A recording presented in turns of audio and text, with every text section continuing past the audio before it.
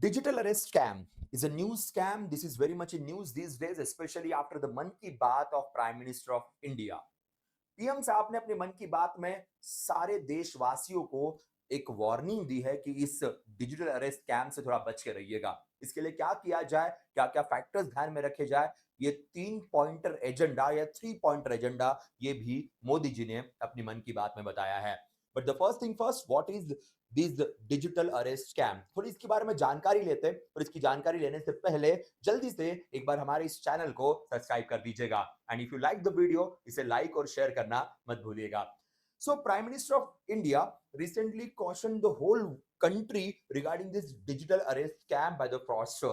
And this scam is very much in news these days, even before the announcement or even before the warning of the Prime Minister of India. So last 1 month, every big agency like police department, CBI, even the RBI or even other financial institution are talking about this digital arrest scam.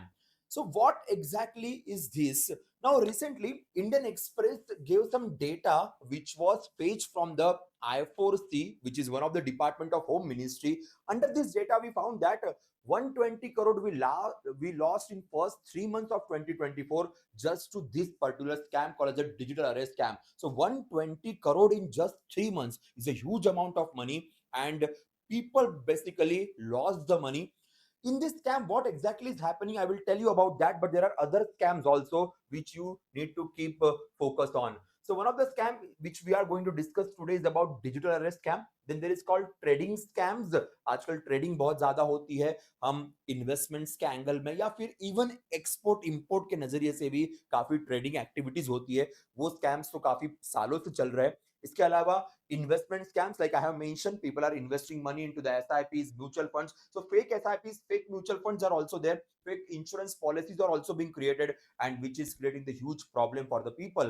Then there is something called as a romance and dating scam. This is a very very common scam, and due to these dating apps, many people are going going bankrupt because of such kind of thing.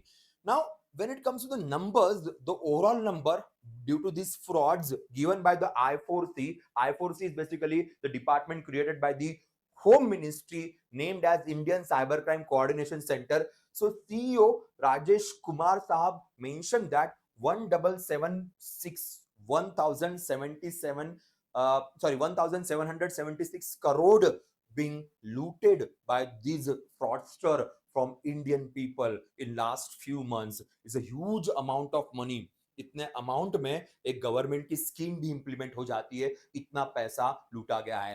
Now specially जो fraudsters है, अलग अलग scam वाले, they are basically located from some countries like Myanmar, Laos and Cambodia. So last time when Prime Minister of India was in Laos, आपको याद होगा PM साहब Laos गए थे एशियान इंडिया के मीटिंग के लिए, and that time he mention about this frauds with these ASEAN countries, Association of Southeast Asian Nation. It was a primary agenda of Prime Minister of India this time. Normally Indian PM जब जाते हैं ऐसे meetings में, जो trade को लेके, defence को लेके हमारी प्राइमरी एजेंडाज होते हैं, पर पहली बार ऐसा हुआ कि देश के पीएम को इस स्कैम को अपना प्राइमरी एजेंडा बना के इन मीटिंग्स में पार्टिसिपेट करना पड़ा। तो ये भी एक इंपॉर्टेंट फैक्टर बन जाता है ना। मोदी जी ने अपने स्पीच में, अपने मन की बात में 3 पॉइंट एजेंडा बनाया। उन्होंने ये बात कही कि स्टॉप, थिंक एंड एक्ट। ये कंसेप्ट उन्होंने मेंशन किया। Stop means first of all don't get panic, okay, stop sharing the information. First of all, you need to do that. Whatever the scamster is talking about, just don't get panic and stop. Don't say anything, don't share anything. Then the first step, stop. After that, think, okay. And because government agencies are not going to call you like that, government agencies are not going to call you or do a video call with you like that, okay. Think, just we need to think, okay. अगर common इंसान ने थोड़ा सोचा ना, तो भी वो scam से बच सकता है। यही पॉइंट मोदी जी कह रहे हैं, यही पॉइंट बहुत दिनों से आरबीआई भी कह रही है कि भैया सावधान रहिए, सतर्क बनिए के। सो हम कई बार सोचते नहीं है, डर जाते, पैनिक हो जाते, और इसी चक्कर में ये फ्रॉडस्टर हमसे पैसा लूट लेते हैं। And third thing is that act. Act का मतलब है you need to complain to the respect to authority.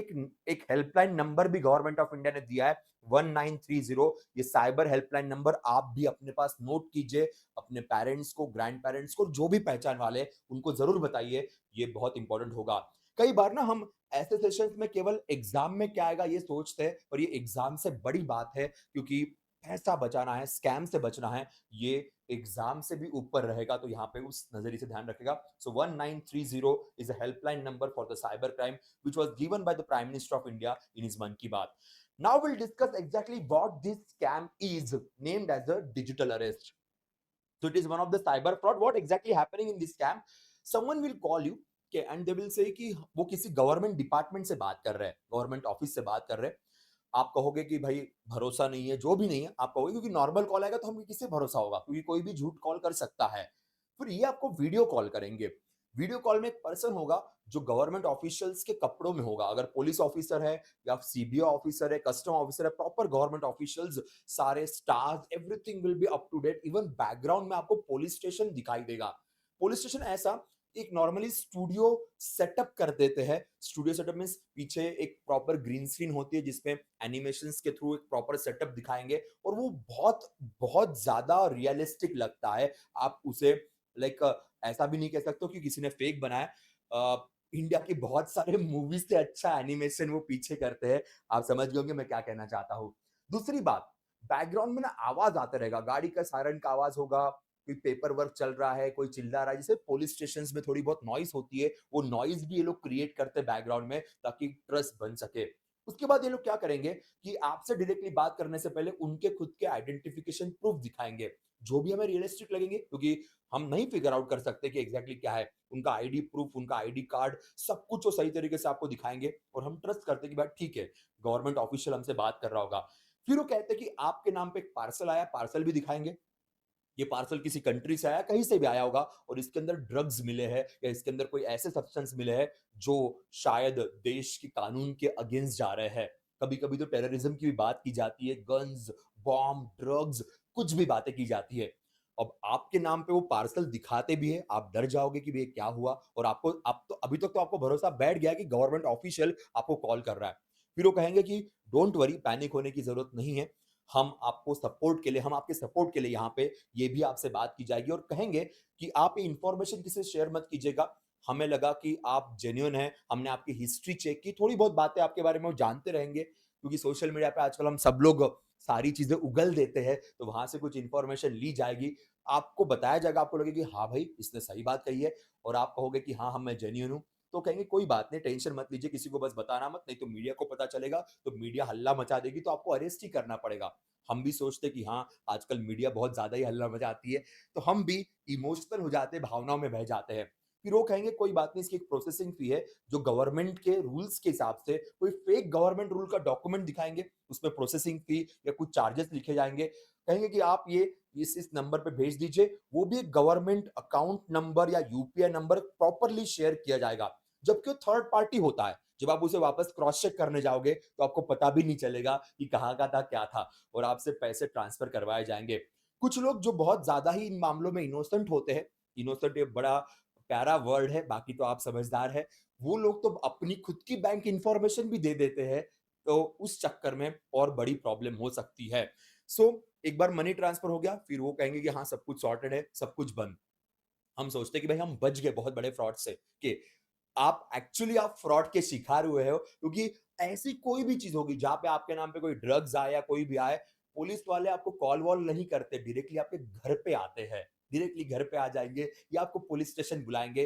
कोई भी पुलिस की एक्टिविटी फोन के थ्रू या मेल के थ्रू या इस मैसेज के थ्रू नहीं होती है, बिल्कुल भी नहीं होती है। कितना भी डिजिटल इंडिया की बात कर लीजिए, पुलिस इस तरीके से एक्शन नहीं लेते हैं, ये गवर्नमेंट बार बार बताता है। होता क्या है कि हमें लगता है डिजिटल इंडिया चल रहा है, तो शायद पुलिस वाले भी आजकल सब कुछ ऑनलाइन करते होंगे। हम अपनी मनगढ़ंत कहानियां बनाते हैं, और हम उसी विश्व में, उसी दुनिया में खोए रहते हैं, और जहां पे ये फ्रॉड होता है। तो जैसे मैंने कहा था कि यहाँ पे विक्टिम्स को बिल्कुल इस तरीके से फिसलाया जाएगा, इस तरीके से उनको दिखाया जाएगा कि देखिए हम बिल्कुल गवर्नमेंट ऑफिशियल्स है, तो ऐसा शो करने की कोशिश की जाएगी, proper sound and everything create करके। उसके बाद थर्ड पार्टी बैंक अकाउंट्स रहेंगे, विक्टिम को कॉन्फिडेंशियलिटी मेंटेन करने के लिए कही जाएगी, और आप भी मेंटेन करोगे, क्योंकि आपके नाम पे कुछ गलत हुआ है, तो आप चाहते हो ना कि आपका नाम खराब ना हो, सोसाइटी में नाम खराब ना हो, या फिर कोई ऐसा बंदा होगा जो गवर्नमेंट सर्वेंट होगा या इवन प्राइवेट में भी होगा, तो आपके नाम पर अगर एफआईआर दर्ज हो गई तो भाई जॉब जा सकता है, प्रमोशंस रुक सकते हैं। किसी की शादी रुक सकती है, किसी के जॉब्स रुक सकते हैं, तो इसीलिए हम बहुत घबरा जाते हैं और वही चीज यहाँ पे होती है। Now the first thing is that what government of India said, government of India ने सबसे पहले कहा कि स्टॉप। मोदी जी ने कहा कि स्टॉप, स्टॉप का मतलब है कि कोई इंफॉर्मेशन शेयर मत करो, रुक जाओ, कट कर दो फोन, चलेगा, कट द फोन, कि एवरीथिंग आप कट कर दो, बार बार फोन करेंगे कोई दिक्कत नहीं, मैसेज करेंगे वो खतरनाक वाला, कोई टेंशन नहीं लेना, के हेल्पलाइन नंबर को कॉल कीजिए या फिर सडनली लोकल पुलिस स्टेशन चले जाइए, के टेल देम एवरीथिंग। और अगर आपकी कोई बातचीत होती भी है तो उसे रिकॉर्ड कीजिए, the most important thing is record everything. और अगर पॉसिबल, अगर आपको लगता है कि आपने कोई इंफॉर्मेशन आपके अकाउंट की शेयर कर दी है, तो बैंक को कॉल करके अपने अकाउंट को फ्रीज करवा दीजिए या पासवर्ड चेंज करवा दीजिए, कुछ भी कीजिए, पर वो करना बहुत जरूरी है। So these are the major things mentioned by them. Stop, think and act. Think का मतलब है कि भाई सोचिए कि क्या क्या आपने उनके साथ शेयर किया है, क्या नहीं किया है। और कोई गवर्नमेंट सर्वेंट इस तरीके से कभी किसी को कनेक्ट नहीं करता है, ये बड़ी इंपॉर्टेंट चीज है, तो इसी डिजिटल अरेस्ट की बात की गई है। Now how do you avoid getting trap? सबसे पहली बात तो ऐसे किसी भी कॉल को ट्रस्ट ना करें, क्योंकि ऐसे कॉल्स कभी नहीं किए जाते हैं। अगर कोई कर भी रहा होगा ऐसे कॉल और आपको लगता है कि जेन्युइन है, तो लोकल जहां भी नियर बाय आप कहीं पे भी हो, पुलिस स्टेशन जाइए, उनको बताइए कि ऐसा कॉल आ रहा था, प्लीज क्रॉस चेक कीजिए, मुझे ट्रस्ट नहीं है, भरोसा नहीं है। Police will definitely help you out, आपको हेल्प करेगी। अगर लगता है पुलिस हेल्प नहीं कर रहा है, तो 1930 नंबर दिया है, तुरंत उसके ऊपर कॉल कीजिए और सारी इंफॉर्मेशन शेयर कीजिए। जेन्युइन होगा तो पता चलेगा, नहीं होगा तो ऑब्वियसली वही कंप्लेंट दर्ज हो जाएगी। एक बार कॉलर की आइडेंटिटी वेरीफाई करना बहुत जरूरी है, पर ये कोई ट्रू कॉलर से नहीं होगा। नहीं तो हम जैसे लोग, हम बहुत बार क्या करते हैं, कोई कॉल आ रहा होगा, समझ में नहीं आ रहा क्या है, तो ट्रू कॉलर पे चेक करेंगे, वहां पे कुछ नहीं दिख रहा है तो हमें लगता है ट्रस्ट है। भाई ट्रू कॉलर के अंदर नाम चेंज करना कोई बड़ी बात नहीं, कोई भी कर सकता है, कोई भी उसमें बदलाव कर सकता है। तो ट्रू कॉलर पे ये दिख गया इसलिए मुझे भरोसा बैठ गया। ऐसी फालतू की चीजों पे ट्रस्ट ना करे और अपने आप को ऐसे फालतू चीजों पे समझाए ना। बेटर है कि गवर्नमेंट ऑफिशियल से बात की जाए। नाउ आपकी पर्सनल आईडी, कुछ कोई भी पर्सनल चीज वीडियो कॉल पे शेयर ना करे, absolutely not, that is the most important thing. के and install reliable cyber security app, बहुत सारे साइबर सिक्योरिटी एप्स क्रिएट किए गए, गवर्नमेंट के द्वारा क्रिएट किए गए, उनको इंस्टॉल करके रखिए, जिससे आप ऑटोमेटिक बच जाएंगे। जैसे एयरटेल ने साइबर फ्रॉड या एयरटेल ने जो स्पैम सस्पेक्टेड नाम का कंसेप्ट लॉन्च किया, वो भी काफी हेल्पफुल यहाँ पे बन जा रहा है। Now immediate report to the authorities. अगर अकाउंट नंबर शेयर हुआ तो उसे फ्रीज कर दीजिए, जैसे मैंने आपको पहले ही मेंशन किया। साइबर क्राइम gov.in नाम का वेब पोर्टल है, वहां पे आप कंप्लेन कर सकते हो, या फिर मैंने जैसे कहा कि 1930 पे कॉल कर सकते हो। अगर काफी बड़ा इशू हुआ होगा तो आप डायरेक्टली लॉयर को भी कंसल्ट कीजिए, लॉयर भी आपको इसमें हेल्प कर देंगे। ये भी एक पॉइंट यहाँ पे मेंशन किया गया है। नाउ गवर्नमेंट ऑफ इंडिया का एक डिपार्टमेंट है जो होम मिनिस्ट्री के अंडर आता है, Indian cyber crime coordination centre, जो डेडिकेटेडली इन्हीं चीजों के लिए काम कर रहा है। पहले हमारे पास डेडिकेटेड एक डिपार्टमेंट नहीं था ना, होम मिनिस्ट्री के अंदर ये डिपार्टमेंट काम कर रहा है, जो इसी चीज के ऊपर काम करेगा। और जो 1930 की मैंने बात की थी, बार बार मैंने नंबर दोहराया हुआ है इस प्रेजेंटेशन के अंदर, द रीजन इज दैट आपके दिमाग में नंबर सही तरीके से बैठ जाए। ये नंबर इन्हीं डिपार्टमेंट से बिलोंग करता है और होम मिनिस्ट्री इंडिया के सारे लॉ ऑर्डर के ऊपर ध्यान रखती है, तो ये डेफिनेटली आपको हेल्प कर देंगे। दोस्तों पैनिक नहीं होना, और सबसे बड़ी बात, ये इंफॉर्मेशन अपने दोस्तों से शेयर कीजिए, अपने घर के बुजुर्गों से शेयर कीजिए, ताकि वो इस स्कैम के शिकार ना बने। तो guys that's all from my side, will see you in the next session. ऐसे ही कुछ अवेयरनेस सेशन के साथ हम आपसे मुलाकात करेंगे, तब तक के लिए बाय बाय, टेक केयर।